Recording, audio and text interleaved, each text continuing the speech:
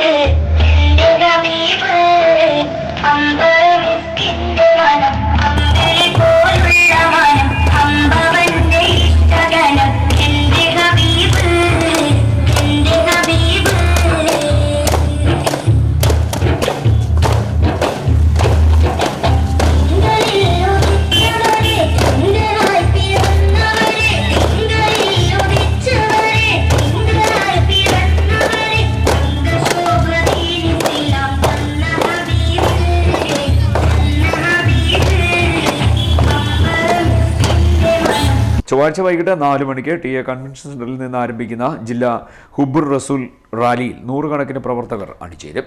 Rally നഗരം ചുറ്റി സമ്മേളന സ്ഥലമായ TA കൺവെൻഷൻ സെന്ററിൽ എത്തും. ഇതോടെ ഗ്രാൻഡ് മൗലീദിന് തുടക്കമാകും. ഗ്രാൻഡ് മൗലീദിന് സംസ്ഥാന നേതാക്കൾ നേതൃത്വം നൽകും. തുടർന്ന് നടക്കുന്ന ജില്ലാ ഹുബ്ബുർ റസൂൽ കോൺഫറൻസിൽ കേരള മുസ്ലിം ജമാഅത്ത് ജില്ലാ പ്രസിഡന്റ് സയ്യിദ് H. അബ്ദുൽ നാസർ തങ്ങൾ അധ്യക്ഷനാകും. സമസ്ത കേന്ദ്ര മുശാവറ അംഗം A. ത്വാഹ മുസ്ലിയാർ ഉദ്ഘാടനം നിർവഹിക്കും. സമസ്ത സെക്രട്ടറി പേരോട് അബ്ദുറഹ്മാൻ സഖാഫി മുഖ്യപ്രഭാഷണം നടത്തും. CDNet news, Kayamkulam.